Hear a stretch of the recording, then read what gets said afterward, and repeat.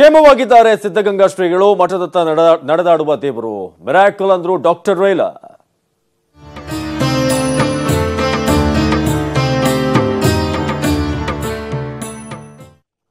ನಡೆದಾಡುವ ದೇವರು ಸಿದ್ಧಗಂಗಾ ಶ್ರೀಗಳು ಆಸ್ಪತ್ರೆಯಿಂದ ಡಿಸ್ಚಾರ್ಜ್ ಆಗಿದ್ದಾರೆ. ಪಿತ್ತಕೋಶ ಸೋಂಕಿನಿಂದಾಗಿ ಚೆನ್ನೈನ ರೇಲಾ ಆಸ್ಪತ್ರೆಯಲ್ಲಿ ಚಿಕಿತ್ಸೆಯನ್ನು ಪಡೆಯುತ್ತಿದ್ದರು. ಶಿವಕುಮಾರ್ ಸ್ವಾಮೀಜಿ ಆರೋಗ್ಯದಲ್ಲಿ ಚೇತರಿಕೆ ಕಂಡುಬಂದ ಹಿನ್ನೆಲೆ ಇಂದು ರೇಲಾ ವೈದ್ಯರು ಶ್ರೀಗಳನ್ನ ಡಿಸ್ಚಾರ್ಜ್ ಮಾಡಿದ್ದಾರೆ. ಡಿಸ್ಚಾರ್ಜ್ಗೂ ಮುನ್ನ ಸುದ್ದಿಗೋಷ್ಠಿ ನಡೆಸಿದಂತ ಡಾಕ್ಟರ್ ರೇಲಾ ಶ್ರೀಗಳ ಬಗ್ಗೆ ಅಚ್ಚರಿ ವ್ಯಕ್ತಪಡಿಸಿದರು. ಅವರಿಗೆ ಚಿಕಿತ್ಸೆ ನೀಡಿದ್ದು ತುಂಬಾ ಖುಷಿಯಾಯಿತು ಅಂತ ಸಂತಸ ವ್ಯಕ್ತಪಡಿಸಿದರು. ಇನ್ನು ಶ್ರೀಗಳನ್ನ ಏರ್ ಆಂಬ್ಯುಲೆನ್ಸ್ ಮೂಲಕ ಬೆಂಗಳೂರಿನತ್ತ ಕರೆದುಕೊಂಡು ಬರಲಾಗ್ತಿದೆ. ಇನ್ನು 13 ದಿನಗಳ ನಂತರ ಶಿವಕುಮಾರ ಸ್ವಾಮೀಜಿ ಅವರು ಮಠಕ್ಕೆ ಬರ್ತಾ ಇರೋದು ಮಠದ ಆವರಣದಲ್ಲಿ ಸಂಭ್ರಮದ ವಾತಾವರಣ ಮನೆ ಮಾಡುವಂತೆ ಮಾಡಿದೆ. ಇನ್ನು ತುಮಕೂರು ಮಠದಲ್ಲಿ ಶ್ರೀಗಳ ದರ್ಶನಕ್ಕೆ ಭಕ್ತರು ಆಗಮಿಸುವಂತಹ ಹಿನ್ನೆಲೆ ಪೊಲೀಸ್ ಬಿಗಿ ಬಂದೋಬಸ್ತನ್ನ ಮಾಡಲಾಗಿದೆ. ಎಸ್ಪಿ ದಿವ್ಯಾ ಗೋಪಿನಾಥ್ ನೇತೃತ್ವದಲ್ಲಿ ಸ್ಥಳ ಪರಿಶೀಲನೆ ನಡೆಸಲಾಗಿದ್ದು ಹಳೆ ಮಠದ ಸುತ್ತಮುತ್ತ ಬಿಗಿ ಪೊಲೀಸ್ ಭದ್ರತೆ ಏರ್ಪಡಿಸಲಾಗಿದೆ. ಇನ್ನು ಬೆಂಗಳೂರಿನ HCLನಿಂದ ಮಠದವರೆಗೂ ಕೂಡ ಝೀರೋ ಟ್ರಾಫಿಕ್ ವ್ಯವಸ್ಥೆಯನ್ನ ಮಾಡಲಾಗಿದೆ.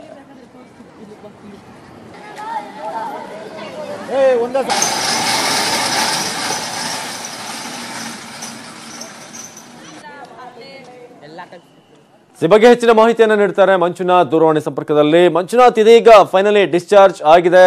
ಎಷ್ಟೊತ್ತಿಗೆ ಬೆಂಗಳೂರು ರೀಚ್ ಆಗ್ಬಹುದು? ಜೊತೆಗೆ ತುಮಕೂರು ಹೋಗೋಷ್ಟೊತ್ತಿಗೆ ಏನು ಪ್ರಿಪರೇಷನ್ ಆಗಿದೆ ಅಲ್ಲಿ ಅಂತ? ಅವಿನಾಶ್, ಈಗ ಆಲ್ರೆಡಿ ಚೆನ್ನೈಯಿಂದ ಟೇಕ್ ಆಫ್ ಕೂಡ ಆಗಿದೆ. ಈಗ ಬಂದಿರುವಂತ ಮಾಹಿತಿಯ ಪ್ರಕಾರ ಅಂದ್ರೆ ಏನು ಸ್ವಾಮೀಜಿಗಳು 13 ದಿನಗಳ ಕಾಲ ಚಿಕಿತ್ಸೆಯನ್ನು ಪಡೆದು ಇದೀಗ ಅವರು ಗುಣಮುಖರಾಗಿ ಏನು ಇವತ್ತು ಡಿಸ್ಚಾರ್ಜ್ ಕೂಡ ಆಗಿದ್ದಾರೆ. ಚೆನ್ನೈಯಿಂದ ಟೇಕ್ ಆಫ್ ಕೂಡ ಆಗಿದೆ. ಇಲ್ಲಿಗೆ 1:20 ಸಮಯಕ್ಕೆ ಬೆಂಗಳೂರಿಗೆ ತಲುಪುವಂತ ಸಾಧ್ಯತೆ ಇದೆ. ಅಲ್ಲಿಂದ ಪುನಃ ಇಲ್ಲಿಂದ ಅಂದ್ರೆ ಇಲ್ಲಿ ಟ್ರಾಫಿಕ್ ಅಂದ್ರೆ ಇದು ಗ್ರೀನ್ ಕಾರಿಡಾರ್ ಮಾದರಿಯಲ್ಲಿ ಮಾಡಿಕೊಟ್ಟಿದ್ದಾರೆ. ಎಲ್ಲವೂ ಕೂಡ ಝೀರೋ ಟ್ರಾಫಿಕ್ ಇರುವಂತೆ ನೋಡ್ಕೊಂಡಿರುವಂತ ಪೊಲೀಸರು ಅವರು ನೇರವಾಗಿ HCLನಿಂದ ತುಮಕೂರು ಮಠಕ್ಕೆ ಹೋಗ್ತಾರೆ. ಸುಮಾರು 2-2:15 ಹೊತ್ತಿಗೆ ತುಮಕೂರಿನ ಮಠ ಸೇರಬಹುದು ಅನ್ನುವಂತಹ ನಿರೀಕ್ಷೆ ಇದೆ. ಅವಿನಾಶ್, ಅದೇ ರೀತಿಯಾಗಿ ಈಗ ಅಲ್ಲಿ ಬಹಳಷ್ಟು ಪೊಲೀಸ್ ಭದ್ರತೆ ಕೂಡ ಇದೆ ಅಂತ ಅನ್ನೋದು ಒಂದು ರೀತಿ. ಮಠದ ಬಗ್ಗೆ ಮಾತನಾಡೋದಾದ್ರೆ ಅಲ್ಲಿ ಸ್ವಾಮೀಜಿ ಕೂಡ ಹೇಳ್ತಾ ಇದ್ರು ಮಠಕ್ಕೆ ಹೋಗೋಣ ಅಂತ ಪದೇ ಈಗ ಅಲ್ಲಿ ಹೋಗಿರೋದು ಅಲ್ಲಿ ಎಷ್ಟು ಸಂತಸ ಇದೆ ಅಂತ ಮಠದಲ್ಲಿ. ಈಗ ಮಠದಲ್ಲೂ ಕೂಡ ಎಲ್ಲರಲ್ಲೂ ಕೂಡ ಖುಷಿಯಿಂದ ಇರುವಂತದ್ದು. ಯಾವಾಗ ನಮ್ಮ ಶ್ರೀಗಳನ್ನ ದರ್ಶನ ಮಾಡ್ತೇವೋ ಅನ್ನುವಂಥದ್ದು ನಿರೀಕ್ಷೆಯಲ್ಲಿ ಇದ್ದಂತಹ ಭಕ್ತರಿಗೆ ಇದೀಗ ಒಂದು 2:30 ಮೇಲೆ ಶ್ರೀಗಳು ಸಿಗ್ತಾರೆ ಅಥವಾ ನೋಡ್ಬೋದು ಅನ್ನುವಂಥದ್ದು ಕಂಡ್ರೆ ಮಾಹಿತಿ ಸಿಕ್ಕ ಕೂಡಲೇ ಎಲ್ಲರೂ ಕೂಡ ಅಲ್ಲಿ ಜಮಾಯಿಸ್ತಾ ಇದ್ದಾರೆ.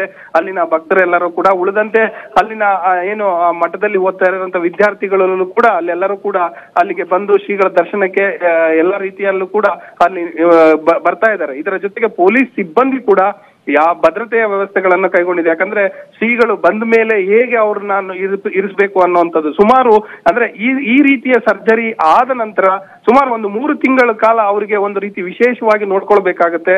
ಯಾಕೆ ಯಾವುದೇ ರೀತಿ ಇನ್ಫೆಕ್ಷನ್ ಆಗದ ರೀತಿಯಲ್ಲಿ. ಹಾಗಾಗಿ ಅಲ್ಲೂ ಕೂಡ ಅವರಿಗೆ ಅದೇ ರೀತಿಯಲ್ಲಿ ಮಾಡಿಕೊಂಡಿದ್ದೇವೆ ವ್ಯವಸ್ಥೆ ಅನ್ನುವಂಥದ್ದು ಮಠದ ಕಡೆಯಿಂದ ಬರ್ತಾ ಇರುವಂತಹ ಮಾಹಿತಿ.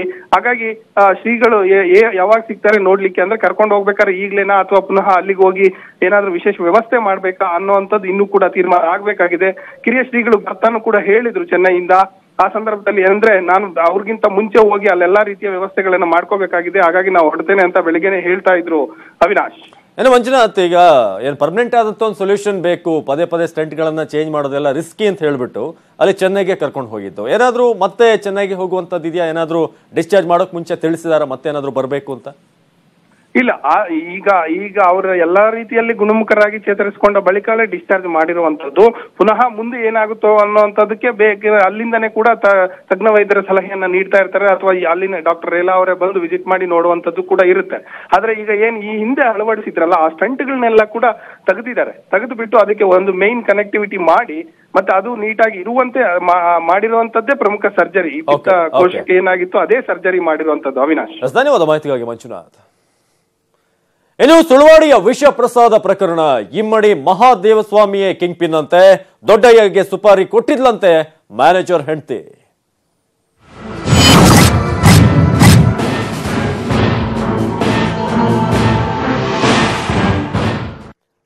ಇದೀಗ ಬರ್ತಿರುವಂತಹ ಬ್ರೇಕಿಂಗ್ ನ್ಯೂಸ್ ಇದು. ಹೊಡೆದ್ರೂ ಕೂಡ ಹೊಡೆಸ್ಕೊಂಡು ಸುಮ್ಮನೆ ಇರ್ತಾ ಇದ್ರು. ಅದೇ ರೀತಿಯಾಗಿ ಕಿರಿಯ ಬಗ್ಗೆ ಹಿರಿಯ ಶ್ರೀ ಸ್ಫೋಟಕ ಮಾಹಿತಿ ಸಿಕ್ಕಿದೆ.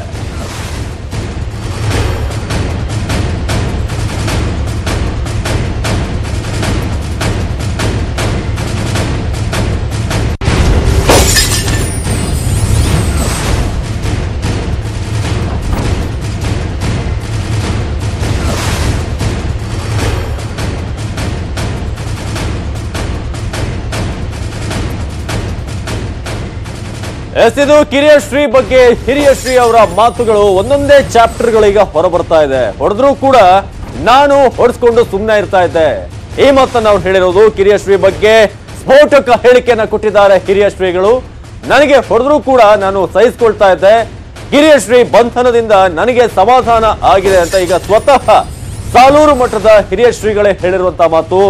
ನನಗೆ ಹೊಡೆದ್ರೂ ಕೂಡ ನಾನು ಹೊಡೆಸ್ಕೊಂಡು ಸುಮ್ಮನಿರ್ತಿದ್ದೆ. ಈ ರೀತಿಯಾದಂತಹ ಮಾತುಗಳನ್ನ ಹೇಳಿದ್ದಾರೆ. ಬಂಧನ ಆಗಿದ್ದು ಸರಿಯಾಗಿದೆ, ಇದರಿಂದ ನನಗೆ ಸಮಾಧಾನ ಆಗಿದೆ ಅಂತ ಹಿರಿಯ ಶ್ರೀಗಳು ಹೇಳಿದ್ದಾರೆ. ಆ ಮೂಲಕ ಒಂದೊಂದೇ ವಿಚಾರಗಳು ಈಗ ಹೊರಬರ್ತಾ ಇದೆ. ಒಂದ್ ಕಡೆ ಸಿಸಿಟಿವಿ ಫುಟೇಜ್ ಸಿಗುತ್ತೆ, ಅಲ್ಲಿರುವಂತಹ ಸಿಬ್ಬಂದಿಯನ್ನು ಹೊಡೆದಿರುವಂತದ್ದು. ಅದೇ ರೀತಿಯಾಗಿ ಈಗ ಹಿರಿಯ ಶ್ರೀ ಮೇಲೂ ಕೂಡ ಕೈ ಮಾಡ್ತಾ ಇದ್ದದ್ದು ಈಗ ಗೊತ್ತಾಗ್ತಿರುವಂತಹ ವಿಚಾರ. ಆ ಮೂಲಕ ಈ ವಿಚಾರ ಕೂಡ ಈಗ ಬಹಳ ಪ್ರಾಮುಖ್ಯತೆಯನ್ನು ಪಡೀತಿದೆ. ಯಾವ ರೀತಿಯಾಗಿ ಈ ವ್ಯಕ್ತಿಯ ಬ್ಯಾಕ್ ಗ್ರೌಂಡ್ ಇತ್ತು, ಒಂದ್ ರೀತಿಯಾಗಿ ಈ ರೀತಿಯಾದಂತಹ ಇಲ್ಲಿಗಲ್ ವಿಚಾರಗಳು ಅಥವಾ ದಬ್ಬಾಳಿಕೆ ಮಾಡುವಂತಹ ವಿಚಾರಗಳಿರ್ಬೋದು, ಎಲ್ಲವೂ ಕೂಡ ಒಂದೊಂದಾಗಿ ಈಗ ಬೆಳಕಿಗೆ ಬರ್ತಾ ಇದೆ. ಆ ಮೂಲಕ ಒಬ್ಬ ಸಾಧ್ವಿಯಾದವನು ಅಥವಾ ಒಬ್ಬ ಸ್ವಾಮೀಜಿ ಆದಂತ ವ್ಯಕ್ತಿ ಯಾವ ರೀತಿಯಾಗಿ ಇರಬೇಕಾಗಿತ್ತೋ ಅದಕ್ಕೆ ಸರಿಯಾಗಿ ಈ ವ್ಯಕ್ತಿ ಇರಲಿಲ್ಲ ಅನ್ನೋದು ಈಗ ಒಂದೊಂದಾಗಿ ಗೊತ್ತಾಗ್ತಾ ಇದೆ.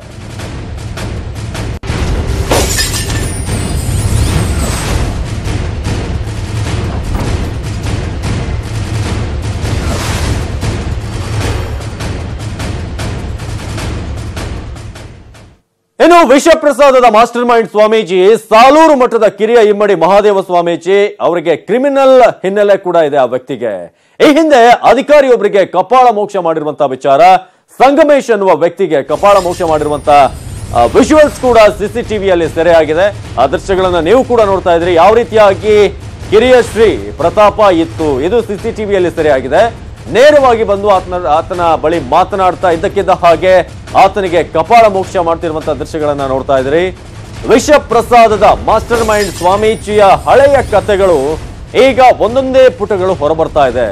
ಈ ಹಿಂದೆ ಅಧಿಕಾರಿಯೊಬ್ಬರಿಗೆ ಕಪಾಳ ಮೋಕ್ಷ, ಅದೇ ರೀತಿಯಾಗಿ ಹಿರಿಯ ಶ್ರೀಗಳಿಗೂ ಕೂಡ ಅವರ ಮೇಲೂ ಕೂಡ ಕೈ ಮಾಡ್ತಾ ಇರುವಂತಹ ವಿಚಾರಗಳನ್ನ ಈಗ ಶ್ರೀಗಳು ಕೂಡ ಹೇಳಿರೋದು. ಜೊತೆಗೆ ಸಿಸಿಟಿವಿಯಲ್ಲಿ ವಿತ್ ಪ್ರೂಫ್ ನೀವು ನೋಡ್ತಾ ಇದ್ರಿ. ಯಾವ ರೀತಿಯಾಗಿ ಒಬ್ಬ ಸ್ವಾಮೀಜಿ ಅಥವಾ ಸಾಧು ಈ ರೀತಿಯಾಗಿ ಇರ್ಲಿಕ್ಕೆ ಸಾಧ್ಯನಾ? ನೇರವಾಗಿ ಬಂದು ಯಾರೋ ಒಬ್ಬ ಲೋಕಲ್ ವ್ಯಕ್ತಿಗಳು ಹೊಡೆದಾಡುವಂತ ಹಾಗೆ ಬಂದು ಕಪಾಳ ಮೋಕ್ಷವನ್ನು ಮಾಡೋದು, ತಳ್ಳಾಡೋದು, ಇದು ಕಳೆದ ವರ್ಷ ಇದೇ ದಿನ ನಡೆದಿರುವಂತಹ ಘಟನೆ 19/12/2017. ಅಲ್ಲಿ ಆ ಸಿಸಿಟಿವಿ ಫುಟೇಜ್ ಅನ್ನ ನೀವು ಗಮನಿಸಿದ್ರೆ ಯಾವ ರೀತಿಯಾಗಿ ವ್ಯಕ್ತಿಯೊಬ್ಬ ಬಂದು ಅಲ್ಲಿ ಹೊಡೆದು ನಂತರ ಬೇರೆಯವರ ಮೇಲೆ ಅದನ್ನ ಹೊರಿಸಿ, ಅಲ್ಲಿ ಸ್ವಾಮೀಜಿ ಏನು ಹೊಡೆದು ಬೇರೆಯವರಿಗೆ ಅದರ ಒಂದು ಹೊಣೆಯನ್ನು ಹೊರಿಸಿರೋದು. ವಿಷಪ್ರಸಾದದ ಮಾಸ್ಟರ್ ಮೈಂಡ್ ಸ್ವಾಮೀಜಿ ಒಂದೊಂದೇ ವಿಚಾರಗಳೀಗ ಹೊರಗೆ ಬರ್ತಾ ಇದೆ. ಕೇವಲ ಏನು ಎಲ್ಲರೂ ನೆನೆಸ್ಕೊಂಡ ಹಾಗೆ ಉತ್ತಮ ಒಂದು ಕೆಲಸಗಳನ್ನು ಮಾಡುವಂತ ಸ್ವಾಮೀಜಿ ಅಂತ ಅನ್ಕೊಂಡಿದ್ರು. ಆದ್ರೆ ಸಾಲೂರು ಮಠದ ಕಿರಿಯ ಶ್ರೀ ಮಹಾದೇವ ಸ್ವಾಮಿಯ ಕ್ರಿಮಿನಲ್ ಹಿನ್ನೆಲೆ ಒಂದೊಂದೇ ಬಯಲಾಗ್ತಾ ಇದೆ. ಯಾವ ರೀತಿಯಾದಂತಹ ವ್ಯಕ್ತಿತ್ವ ಈತನದ್ದು, ಅದೇ ರೀತಿಯಾಗಿ ಅಲ್ಲಿ ಶವವನ್ನ ಬೇರೆ ಕಡೆ ಎಸೆದಿದ್ರು, ಅದನ್ನು ಕೂಡ ನೋಡ್ತಾ ಇದ್ರೆ. ಪ್ರಭಾವ ಬಳಸಿ ಪ್ರಕರಣವನ್ನ ಮುಚ್ಚಿ ಹಾಕಿಸಿದ್ದು ಕೂಡ ಈಗ ನಿಧಾನವಾಗಿ ಬೆಳಕಿಗೆ ಬರ್ತಾ ಇದೆ. ಮಾರಮ್ಮ ಗುಡಿಯ ಮೊದಲ ಗುರುಗಳ ಹತ್ಯೆ ಕೂಡ ಆ ವಿಚಾರದಲ್ಲೂ ಕೂಡ ಹೆಸರು ಕೇಳ್ತಾ ಇದೆ. ನಂತರ ಆಕೆಯ ಶವವನ್ನ ಬೇರೆ ಕಡೆ ಎಸೆದಿದ್ರು ಅಂತ ಕೂಡ ಈಗ ಸ್ಫೋಟಕ ವಿಚಾರಗಳು ಹೊರಬರ್ತಾ ಇದೆ. ಇಂದಿಗೂ ಕೂಡ ಗೂಂಡಾ ಸ್ವಾಮೀಜಿ ಅಂತಾನೆ ಈತ ಫೇಮಸ್ ಅಂತೆ. ಇವರಿಗೆ ಪರಸ್ತ್ರೀ ಸಂಘ ಕೂಡ ಹೆಚ್ಚು ಅನ್ನೋ ಆರೋಪಗಳು ಕೂಡ ಕೇಳಿ ಬರುತ್ತೆ. ಹಿರಿಯ ಸ್ವಾಮೀಜಿಗಳಿಗೆ ಕಾಟವನ್ನ ಕೂಡ ಕೊಡ್ತಾ ಇದ್ದದ್ದು. ಜೊತೆಗೆ ಸಿಸಿಟಿವಿಯಲ್ಲಿ ನೀವು ನೋಡ್ತಿದ್ದ ಹಾಗೆ ಆ ಗೂಂಡಾಗಿರಿ ಬಹಳ ಸ್ಪಷ್ಟವಾಗಿ ಗೊತ್ತಾಗ್ತದೆ. ನೇರವಾಗಿ ಬಂದು ಕಪಾಳ ಮೋಕ್ಷ ಮಾಡಿ ನಂತರ 2ನೇ ಬಾರಿ ಏಟನ್ನು ಕೊಡ್ತಿರುವಂತದ್ದು ನೋಡ್ತಾ ಇದ್ರಿ. ಅಲ್ಲಿ ಅವರೊಂದು ಎಕ್ಸ್ಪ್ಲನೇಷನ್ ಅನ್ನ ಕೊಡ್ತಾ ಇದ್ದಾರೆ. ಆದ್ರೂ ಕೂಡ ಈ ವ್ಯಕ್ತಿ ಕೇಳೋದಕ್ಕೆ ತಯಾರಿಲ್ಲ. ಆ ಮೂಲಕ ತನ್ನ ಬ್ಯಾಕ್ ಗ್ರೌಂಡ್ ಬಹಳ ಒಂದು ರೀತಿಯಾಗಿ ಕ್ರಿಮಿನಲ್ ಆಕ್ಟಿವಿಟಿಗಳಿಂದ ಅಲ್ಲಿ ಕೂಡಿದೆ ಅನ್ನೋದು ಈಗ ಬಹಳ ಸ್ಪಷ್ಟವಾಗಿ ಗೊತ್ತಾಗ್ತಿದೆ. ಇಂದು ಕೂಡ ಗೂಂಡಾ ಸ್ವಾಮೀಜಿ ಅಂತಾನೆ ಫೇಮಸ್ ಅಂತೆ ಅಲ್ಲಿ. ಜೊತೆಗೆ ಪರಸ್ತ್ರೀ ಸಂಘ ಕೂಡ ಇದೆ. ಹಿರಿಯ ಸ್ವಾಮೀಜಿಗಳಿಗೆ ಕಾಟವನ್ನ ಕೂಡ ಕೊಡ್ತಿರುವಂತ ವಿಚಾರ. ಇನ್ನು ಏನು ಮೊದಲ ಗುರುವನ್ನ ಹತ್ಯೆ ಮಾಡಿರುವಂತ ಒಂದು ಆರೋಪ ಕೂಡ ಇದೆ. ಯಾರಿಗೂ ಗೊತ್ತಾಗದ ಹಾಗೆ ಪ್ರಕರಣವನ್ನ ಮುಚ್ಚಿ ಹಾಕಿರುವಂತಹ ಸುದ್ದಿಗಳು ಕೂಡ ಹರಿದಾಡ್ತಾ ಇದೆ. ಆ ಮೂಲಕ ಒಂದ್ ರೀತಿಯಾಗಿ ದಿನಗಳದಂತೆ ಈ ಸ್ವಾಮೀಜಿಯ ಒಂದೊಂದೇ ಒಂದು ವಿಚಾರಗಳು ಹೊರಬರ್ತಾ ಇದೆ. ಆ ಮೂಲಕ ಈ ಒಂದು ಪ್ರಕರಣದಲ್ಲಿ ಇಷ್ಟು ಜನ 15 ಜನ ಸಾವನ್ನಪ್ಪಿದ್ದಾರೆ, 3 ಜನ ಇನ್ನೂ ಕೂಡ ಕ್ರಿಟಿಕಲ್ ಸ್ಟೇಜ್ ನಲ್ಲಿದ್ದಾರೆ. ಅದೇ ರೀತಿಯಾಗಿ ಒಂದಷ್ಟು ಜನ ICU-ನಲ್ಲಿ ಚಿಕಿತ್ಸೆನ ಪಡಿತಿದ್ದಾರೆ. ಈಗ ನೋಡ್ತಾ ಇದ್ರಿ ಇಂದಿಗೂ ಕೂಡ ಗೂಂಡಾ ಸ್ವಾಮೀಜಿ ಅಂತಾನೆ ಫೇಮಸ್ ಆಗಿರುವಂತಹ ವಿಚಾರಗಳನ್ನ ಕೂಡ ಅಲ್ಲಿ ಜನ ಮಾತಾಡ್ತಾರೆ. ಈ ವ್ಯಕ್ತಿಯನ್ನ ಗೂಂಡಾ ಸ್ವಾಮೀಜಿ ಅಂತಾನೆ ಕೂಡ ಕರೀತಿದ್ರು ಅಂತ. ಹಾಗಾಗಿ ಕಾವಿಗೆ ಮತ್ತೊಂದು ಕಳಂಕ ತರುವಂತ ವ್ಯಕ್ತಿ ಈತನ ಅನ್ನೊಂದು ಪ್ರಶ್ನೆಗಳೀಗ ಮೂಡ್ತಾ ಇರೋದು. ಯಾಕಂದ್ರೆ ಕೆಲವೊಂದು ನೋಡ್ತಾ ಇದ್ರೆ ವಿತ್ ಪ್ರೂಫ್ ನೋಡ್ತಾ ಇದ್ರೆ, ಜೊತೆಗೆ ವಿಷ ಪ್ರಸಾದದ ವಿಚಾರದಲ್ಲಿ ಇನ್ನೂ ಒಂದು ಸಾಬೀತಾಗಬೇಕಾಗಿದೆ, ಆರೋಪ ಇದೆ. ಇನ್ನೇನು ಕೆಲವೇ ಹೊತ್ತಿನಲ್ಲಿ ಎಲ್ಲವೂ ಕೂಡ ಗೊತ್ತಾಗುತ್ತೆ. ಕೋರ್ಟ್ಗೂ ಕೂಡ ಹಾಜರುಪಡಿಸುವಂತದ್ದು ಇನ್ನು ಕೆಲವೇ ಹೊತ್ತಿನಲ್ಲಿ. ವಿಷ ಪ್ರಸಾದದ ಮಾಸ್ಟರ್ ಮೈಂಡ್ ಸ್ವಾಮೀಜಿಯ ಹಿನ್ನೆಲೆಯನ್ನ ನಿಮಗೆ ತಿಳಿಸುವಂತ ಪ್ರಯತ್ನ ಇದು. ಯಾವ ರೀತಿಯಾದಂತಹ ಒಂದು ಹಿನ್ನೆಲೆ ಇದೆ ಈತನಿಗೆ? ಸಾಲೂರು ಮಠದ ಕಿರಿಯ ಇಮ್ಮಡಿ ಮಹಾದೇವ ಸ್ವಾಮೀಜಿ ಹೆಸರಲ್ಲಿ ಮಾತ್ರ ಕಿರಿಯ ಸ್ವಾಮೀಜಿ, ಆದ್ರೆ ಮಾಡ್ತಾ ಇತ್ತಂತ ಕ್ರೈಮ್ ಆಕ್ಟಿವಿಟಿಗಳು ಮಾತ್ರ ಬಹಳ ಕ್ರೈಮ್ ಎಷ್ಟು ರೀತಿಯಾಗಿತ್ತು ಅಂತಂದ್ರೆ ಅಲ್ಲಿ ಹತ್ಯೆ ಮಾಡುವಂತ ವಿಚಾರ ಇರ್ಬೋದು, ಅಥವಾ ಸಿಬ್ಬಂದಿಗಳ ಜೊತೆ ನಡವಳಿಕೆ ಇರ್ಬೋದು, ಅದೇ ರೀತಿಯಾಗಿ ಹಿರಿಯ ಶ್ರೀಗಳ ಮೇಲೆ ಕೈ ಮಾಡುವಂತ ವಿಚಾರ ಇರ್ಬೋದು. ಇದೆಲ್ಲವನ್ನ ಕೂಡ ಗಮನಿಸಿದ್ರೆ ಈ ವ್ಯಕ್ತಿಯ ಬ್ಯಾಕ್ ಗ್ರೌಂಡ್ ಅಷ್ಟು ಸರಿ ಇಲ್ಲ, ಜೊತೆಗೆ ಕ್ಯಾರೆಕ್ಟರ್ ಕೂಡ ಸರಿ ಇಲ್ಲ ಅನ್ನೋದು ಬಹಳ ಸ್ಪಷ್ಟವಾಗಿ ಗೊತ್ತಾಗ್ತಿದೆ. ಆ ಮೂಲಕ ಇಷ್ಟು ಜನ ಸಾವನ್ನಪ್ಪಿದ್ರು. ಅದರಲ್ಲೂ ಒಂದು ವೇಳೆ ಸಾಬೀತಾದ್ರೆ ಒಂದ್ ರೀತಿಯಾಗಿ ಇಂತಹ ಕ್ರಿಮಿನಲ್ ಅನ್ನ ಇಷ್ಟು ದಿನ ನಾವು ಸ್ವಾಮೀಜಿ ಅಂತ ಅವರನ್ನ ಆಶೀರ್ವಾದವನ್ನ ಪಡೆದ್ರ ಅಂತ ಭಕ್ತರು ಈಗ ಪ್ರಶ್ನೆ ಮಾಡಬೇಕಾದಂತಹ ಸಮಯ. ಇನ್ನು ಮಲೆ ಮಹದೇಶ್ವರ ವನ್ಯಜೀವಿ ವಿಭಾಗದಲ್ಲೂ ಕೂಡ ಅದರೊಂದಷ್ಟು ವಿಚಾರ ಇದೆ. ಏನು ಕಿರಿಯ ಶ್ರೀಗಳ ಮೇಲೆ ಆನೆ ಹತ್ಯೆ ಆರೋಪ ಕೂಡ ಇದೆ.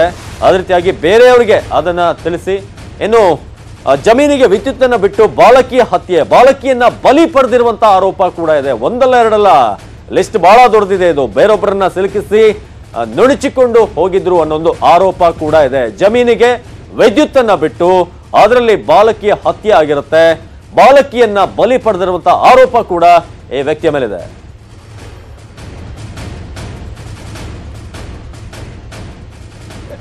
ಇದೀಗ ಸ್ವತಃ ಹಿರಿಯ ಸ್ವಾಮೀಜಿ ನಮ್ಮ ಜೊತೆ ದೂರವಾಣಿ ಸಂಪರ್ಕದಲ್ಲಿದ್ದಾರೆ. ನಮಸ್ತೆ. ಈಗ ನಾವು ಒಂದೊಂದೇ ವಿಚಾರಗಳು ಹೊರಬರ್ತಾ ಇದೆ, ನೀವೇನಂತೀರಿ ಈ ವ್ಯಕ್ತಿಯ ಬಗ್ಗೆ?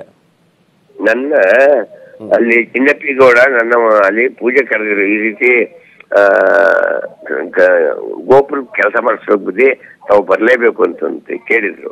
ಅವಾಗ ನಾನ್ ತಂದೆ ನಿಮ್ಮ ಅಲ್ಲೇ ಸ್ವಾಮಿಗಳಿದ್ದಾರೆ, ನೀವು ಅವ್ರ ಕೈಲೇ ಮಾಡಿಸ್ಕೊಳ್ರಪ್ಪ, ನನ್ಗೆ ಇಲ್ಲಿ ಕೆಲಸ ಇದೆ ಬರಕ್ ಆಗಲ್ಲ ಅಂದೆ. ಇಲ್ಲ ಖಂಡಿತ ನೀವು ಆ ಮಾತನ್ನ ಹೇಳ್ಬೇಡಿ, ಬಂದು ನೀವು ಪಾದ ಇಟ್ಟು ಬರ್ರಿ, ನಿಮ್ಮನ್ನ ದೊಡ್ಡವರು ಅಂತ ತಂದು ನಾವು ಕರಿತೀವಿ ಅಂತೇಳಿ ಬಹಳ ಇದು ಮಾಡಿದ್ರು.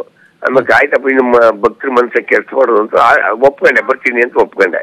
ಅವತ್ತು ಶುಕ್ರವಾರ ಇಲ್ಲಿ ಒಂದ್ ಸ್ವಲ್ಪ ಜನಗಳು ಜಾಸ್ತಿ ಆಯ್ತು, ನಾವು ಹೋಗೋದು ಲೇಟ್ ಆಯ್ತು. 1 ಗಂಟೆ ಪೂಜೆ ಮುಗಿಸ್ಬಿಟ್ಟಿದ್ರು. ಹಂಗ ಪೂಜೆ ಮುಗಿದ್ರು, ಪ್ರಸಾದ ಕೊಟ್ಟ ಹೋಗಿತ್ತು.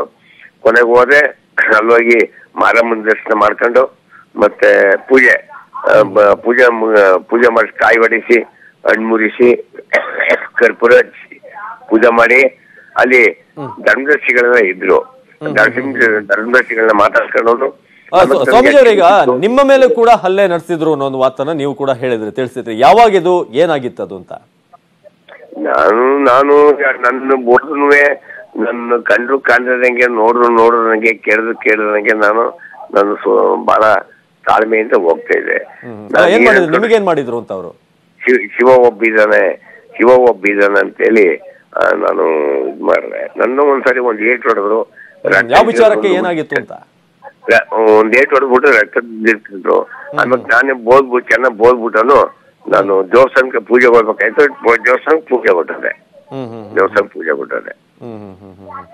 ಅಲ್ಲ, ಸ್ವಾಭಾವಿಕವಾಗಿ ಇದೇ ರೀತಿನ ಈ ವ್ಯಕ್ತಿ ಎಲ್ಲರ ಜೊತೆನು ಅದೇನ್ ಗೊತ್ತಿಲ್ಲ. ಎಲ್ಲೂ ನಾನು ಎಂಟರ್ ಆಗ್ತಿರ್ಲಿಲ್ಲ.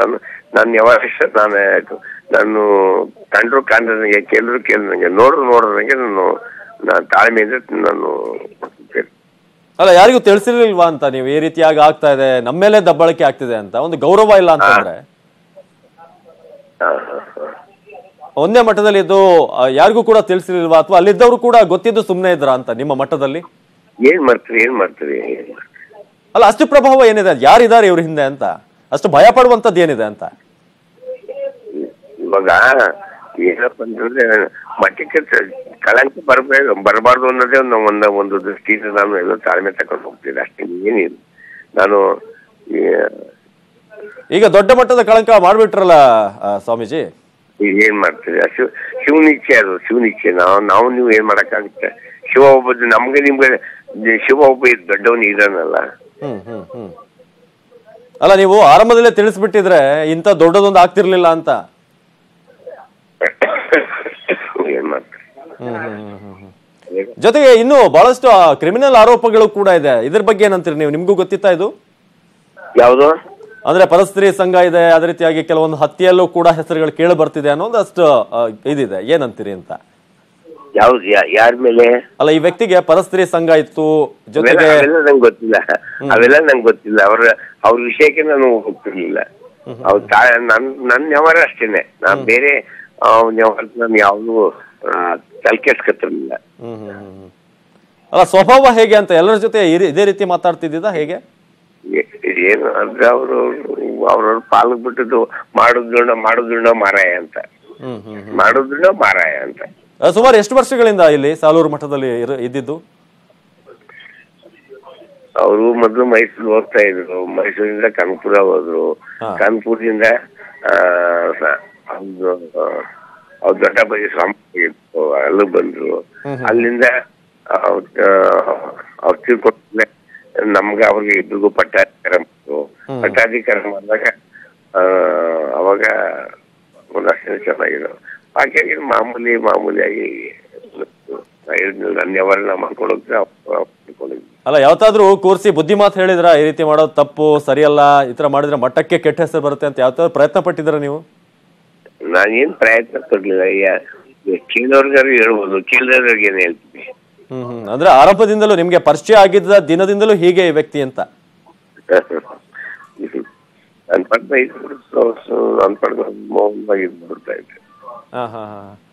ಅಲ್ಲ, ನಿಮ್ ಪ್ರಕಾರ ಈಗ ಒಂದ್ ವೇಳೆ ಆರೋಪ ಸಾಬೀತಾದ್ರೆ ಏನ್ ಶಿಕ್ಷೆ ಆಗ್ಬೇಕು ಅನ್ಸುತ್ತೆ ನಿಮ್ಗೆ?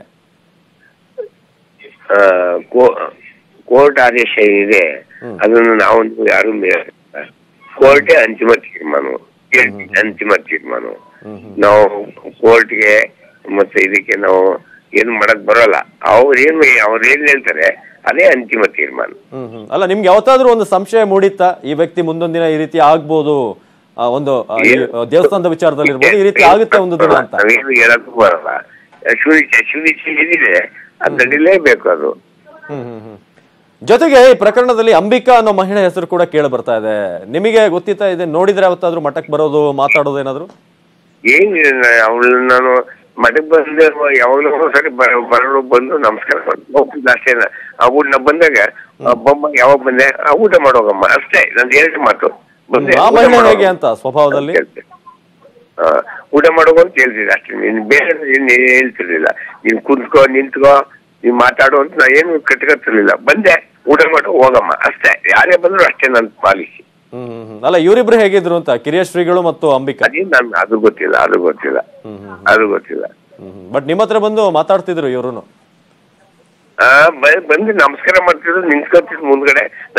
ನಾ ಮಾತಾಡಿದ್ರೆ ಇವಾಗ ನೀವು ಮಾತಾಡಿರೋ ನಾನು ಏನು ಮಾತಾಡ್ತಾ ಇದ್ದೀನಿ, ನೀವು ಏನು ಮಾತಾಡ್ತಾ ಇದ್ರೆ ನಾ ಏನು ಮಾತಾಡಕ್ ಬರಲ್ಲ. ಓಕೆ, ಧನ್ಯವಾದ ಗುರುಗಳ ಮಾತಾಡೋದಕ್ಕೆ. ಇದು ಹಿರಿಯ ಶ್ರೀಗಳು ಮಾತಾಡುವಂತ ವಿಚಾರ. ಸ್ವಭಾವದಲ್ಲಿ ಈ ರೀತಿಯಾಗಿ ಆಮೇಲೆ ಆರಂಭದಲ್ಲಿ ನಾನು ಮಾತಾಡ್ತಾ ಇದ್ದೆ, ಆಮೇಲೆ ಬಿಟ್ಬಿಟ್ಟೆ ನಾನು ಈ ವ್ಯಕ್ತಿ ಇದೇ ರೀತಿ ಅಂತ ಹೇಳಿ. ಸೊ ಅವ್ರಿಗೂ ಕೂಡ ಬೇಜಾರಿದೆ, ಈ ರೀತಿ ಆಗುತ್ತೆ ಒಂದು ದಿನ, ಮಠಕ್ಕೆ ಕಳಂಕ ಬರುತ್ತೆ ಅನ್ನೋ ಒಂದು ಸಂಶಯ ಅವ್ರಿಗೂ ಕೂಡ ಇತ್ತು ಅನ್ನೋದು ಹಿರಿಯ ಶ್ರೀಗಳ ಮಾತು ಸಾಲೂರು ಮಠದ. ಇವತ್ತು ವಿಧಾನ ಪರಿಷತ್ನಲ್ಲಿ ಮಹಾಭಾರತದ ಪಾತ್ರಗಳ ಬಗ್ಗೆ ಸ್ವಾರಸ್ಯಕರ ಚರ್ಚೆ ನಡೆಯಿತು. ಧರ್ಮೇಗೌಡರ ಹೆಸರಲ್ಲಿ ಧರ್ಮ ಇದೆ, ಅದರಿಂದ ಧರ್ಮರಾಜನ ತರ ರಾಜಧರ್ಮ ಪಾಲಿಸಬೇಕು ಅಂತ ಸಚಿವೆ ಜಯಮಾಲ ಕೆಣಕಿದ್ರೆ, ಬಸವರಾಜ ಹೊರಟ್ಟಿ ಅರ್ಜುನನ ಹೆಸರನ್ನ ಪ್ರಸ್ತಾಪಿಸಿದ್ರು. ಭೋಜೇಗೌಡರು ಅರ್ಜುನನಂತೆ ಆದ್ರೂ ಧರ್ಮರಾಯನ ಮಾತು ಕೇಳಲ್ಲ ಅಂದ್ರು. ಇವರಿಬ್ಬರ ಮಾತಿನ ಮಧ್ಯೆ ಮಾತನಾಡಿದ ಲಹರ್ ಸಿಂಗ್ ದುರ್ಯೋಧನ ಯಾರೆಂದು ಹಾಸ್ಯ ಚಟಾಕಿ ಹಾರಿಸಿದ್ರು. ಧರ್ಮೇಗೌಡರ ಹೆಸರಿನಲ್ಲಿ ಧರ್ಮ ಅಡಗಿರೋದ್ರಿಂದ ಅವರು ಕೂಡ ಈ ಸದನದಲ್ಲಿ ಧರ್ಮರಾಯನ ಧರ್ಮವನ್ನ ಪರಿಪಾಲನೆ ಮಾಡಿಕೊಂಡು ವಸ್ತುನಿಷ್ಠತೆಯಿಂದ ಸದನವನ್ನ ಅತ್ಯಂತ ಧರ್ಮ ಪಾಲನೆಯಲ್ಲಿ ನಡೆಸ್ಕೊಂಡು ಹೋಗಬೇಕು. ಕಾರ್ಯಕಲಾಪಗಳಲ್ಲಿ ನಿನ್ನೆ ತಾನೇ ಅವರು ಬರದ ಬಗ್ಗೆ ಮಾತಾಡುವಾಗ ನಿನ್ನೆ ಬರದ ಬಗ್ಗೆ ಉಪಸಭಾಪತಿಗಳಾದಂಥವರು ಬರದ ಬಗ್ಗೆ ಅತ್ಯಂತ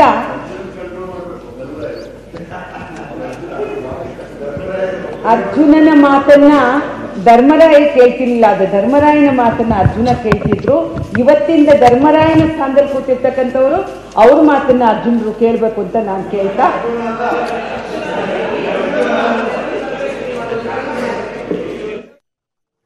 ಇವಿಷ್ಟೇ ಹೊತ್ತಿನ ಪ್ರಮುಖ ಸುದ್ದಿ. ಇದೀಗ ಹೊಡಿ 9 ಪ್ರಸಾರವಾಗುತ್ತೆ. ನೋಡ್ತಾ ಇರಿ ನ್ಯೂಸ್ 18 ಕನ್ನಡ. ಜಾಲ ನಮ್ಮದು, ಬಲ ನಿಮ್ಮದು.